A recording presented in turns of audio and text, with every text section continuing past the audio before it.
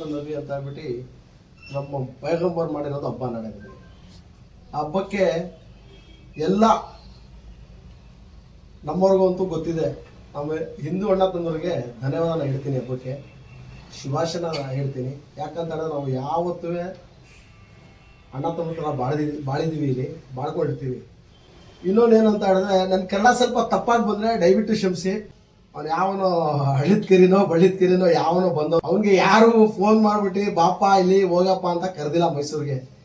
ಅವ್ನು ಸುಮ್ಮನೆ ನಮ್ಮವ್ರದ್ದು ನಿಮ್ಮವ್ರದ್ದು ನೆಮ್ಮದಿ ಹಾಳು ಮಾಡೋಕ್ಕೋಸ್ಕರ ಅವ್ನು ಮೈಸೂರು ಬಂದು ಇಲ್ಲಿರೋದೆಲ್ಲ ಕೆಲಸ ಮಾಡೋನು. ಒಬ್ಬ ಶಾಸಕರು ತನ್ವೀರ್ ಸೇಠ್ ಅಂತ ಹೇಳಿದ್ರೆ ಅವನ ಅಪ್ಪನಿಗೆ ಹೋಗಿ ಕೇಳಿ ತನ್ವೀರ್ ಸೇಠ್ ಯಾರು, ಅಜಿ ಸೇಠ್ ಯಾರು ಅಂತ ಹೇಳ್ಬಿಟ್ಟು ಕೇಳಬೇಕು. ಫಸ್ಟ್ ನಾ ತನ್ವೀರ್ ಸೇಠ್ ಅವರು ಹಿಸ್ಟ್ರಿ ಏನಿದೆ, ಇತಿಹಾಸ ಏನಿದೆ ಅಂತ ಹೇಳ್ಬಿಟ್ಟು ನೋಡ್ಕೊಂಡು ಆಮೇಲೆ ಮಾತಾಡು. ನಿಮ್ಮ ಅಪ್ಪನಿಗೆ ಹೆಂಗೆ ಮಾತಾಡ್ತೀಯನಪ್ಪ ನೀನು, ಹೋಗೋ ಬಾರೋ ಅಂತ. ಇತಿಹಾಸ ಗೊತ್ತಿದೆ ನಮಗೆ. ನೀನು ಏನು ಮಾಡ್ತಾ ಇದ್ದೆ ಮುಂಚೆ, ನೀನು ಯಾವ ಕೆಲಸದಲ್ಲಿ ಇದ್ದೆ, ನೀನು ಏನು ಮಾಡ್ತೀಯಾ, ಎಷ್ಟು ಸತಿ ಜೈಲು, ಒಬ್ಬ ಕ್ರಿಮಿನಲ್ ನೀನು. ನಮ್ಮ ಮೈಸೂರು ಬಂದು ನಮ್ಮ ಪೊಲೀಸ್ ಕಮಿಷನರ್ಗೆ DC ಅವ್ರಿಗೆಲ್ಲ ವಾರ್ನಿಂಗ್ ಮಾಡ್ತೀಯಾ ಬರಬೇಕು ಅಂತ ಬಿಟ್ಟು. ನೀನು ದೊಡ್ಡ ಇವನ, ನೀನು ದೊಡ್ಡ ರಾಜಕೀಯ ವ್ಯಕ್ತಿನ, ಇಲ್ಲ ದೊಡ್ಡ ಒಳ್ಳೆ ಹೆಸರು ಜನಗಳಿಗೋಸ್ಕರ ಒಳ್ಳೆ ಕೆಲಸ ಮಾಡಿದ್ಯಾ ಅಂತ ಇದೆಯಾ? ಸುಮ್ಮನೆ ಹಾಕೊಂಡು ಈ ಬಕ್ರಾಗಳಿಗೆ ಮಾಡ್ತೀಯಲ್ಲ. ಇಲ್ಲಿ ಬಕ್ರಾಗಳು ಯಾರು ಇಲ್ಲ ಮೈಸೂರಲ್ಲಿ, ಎಲ್ಲರಿಗೂ ಬುದ್ಧಿ ಇದೆ, ಅರ್ಥ ಆಯ್ತಾ? ಇದೆಲ್ಲ ಬಿಟ್ಬಿಟ್ಟು ಮಾನ ಮರ್ಯಾದೆಯಿಂದ ಬದುಕತ್. ನಿನ್ಗೆ ಎಷ್ಟು ಹೇಳಿದ್ರು ಅರ್ಥ ಆಗಲ್ವಾ ನಿನ್ಗೆ? ಮೈಸೂರಿಗೆ ಬಂದು ನಾಳೆ ಹಬ್ಬ ಇದೆ ಬಂದ್ಬಿಟ್ಟು ನೆಮ್ಮದಿ ಹಾಳು ಮಾಡಕ್ಕೆ ನಾಟಕ ಆಡ್ತೀಯ ನೀನು. ಹಿಂದುತ್ವ ಅಂತ ಹೇಳ್ಬಿಟ್ಟು ಹಿಂದೂವರ ಜನ ಹೆಸರು ಕೆಡಿಸ್ತೀಯ ನೀನು. ನಾವೆಲ್ಲ ಅಣ್ಣ ತಮ್ಮದ್ರ ಬಾಳ್ತಾ ಇದೀವಿ ಕಣೋ. ನೀನೇನು ಹೇಳಿದ್ರು ಏನು ನಡೆಯಲ್ಲ ಇಲ್ಲಿ ಮೈಸೂರಲ್ಲಿ, ಪೂರ್ತಿ ಕರ್ನಾಟಕದಲ್ಲಿ ನಡೆಯಲ್ಲ. ಯಾಕಂತ ನೀನು ಯಾರಂತ ಗೊತ್ತಿದೆ ಜನಗಳಿಗೆ.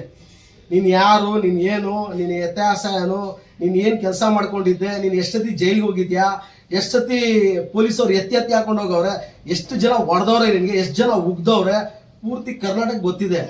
ನೀನೇ ಅವನು ಹೇಳಕ್ಕೆ ತನ್ವೀರ್ ಸೇಠ್ ಅವ್ರ ಬಗ್ಗೆ ಹೇಳಕ್ಕೆ ಬಂದಿದ್ಯಾ? ನೀವು ಎಲ್ಲ ಕಡೆ ಕೇಸ್ ಆಗಿರ್ಬೋದು, ನೀನು ಮೈಸೂರಲ್ಲಿ ಕೇಸ್ ಆಗಿಲ್ಲ. ಕೇಸ್ ಆಗ್ಬಿಟ್ಟು ತಿರ್ಗಾ ಮೈಸೂರಲ್ಲಿ ಬರಬೇಡ್ದು ನೀನು, ಆ ಥರ ಬಿಡಿಸ್ತದೆ ಹೇಳ್ತೀನಿ ನಿನಗೆ. ಇದೇ ಫಸ್ಟ್ ಇದೇ ಲಾಸ್ಟು, ನಿನಗೆ ಮರ್ಯಾದೆಯಿಂದ ಹೇಳ್ತಾ ಇದ್ದೀವಿ. ನೆಕ್ಸ್ಟು ಆ ಥರ ಏನೂ ಮಾಡಲ್ಲ. ಕಾನೂನು ಪರವಾಗಿ ನೀನು ಏನು ಮಾಡಿದ್ಯಾ ಅದಕ್ಕೆ ತಗೊಂಡೋಗಿ ಕಾನೂನು ಪರವಾಗಿ ಕಂಪ್ಲೇಂಟ್ ಕೊಡ್ತೀವಿ. ಫಸ್ಟ್ ತನ್ವೀರ್ ಸೇಠ್ ಜೊತೆ ಮಾತಾಡಿದ್ಯಲ್ಲ ನೀನು, ಇಂದಿರೋದು ಅದು ವಾಪಸ್ ತಗೊಳೋದು ಕಲ್ಕೋ, ಕ್ಷಮೆ ಕೇಳು. ಇಲ್ಲ ಅಂತ ನೆನ್ನೆ ದಿವಸ ಪುನೀತ್ ಕೇರಿಹಳ್ಳಿ ಅವನ ಹೆಸರು ತಗೊಳಕ್ಕೆ ನನಗೆ ಬೇಸರ ಆಗುತ್ತೆ. ಅವನು ಒಂಥರ ಲೂಸು.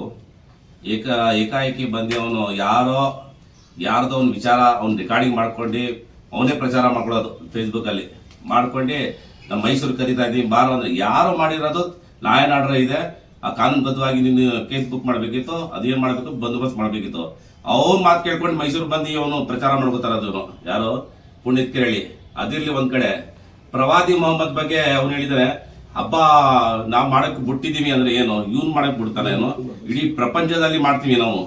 ಇಡೀ ಪ್ರಪಂಚದಲ್ಲಿ ಪ್ರವಾದಿ ಮೊಹಮ್ಮದ್ ಅವರ ಈದ್ ಮಿಲಾದ್ ನಬಿ ಅಂತ ನಾವು ಮಾಡ್ತೀವಿ. ಅದ್ರ ಬಗ್ಗೆ ಏನು ಮಾತಾಡಂಗಿಲ್ಲ.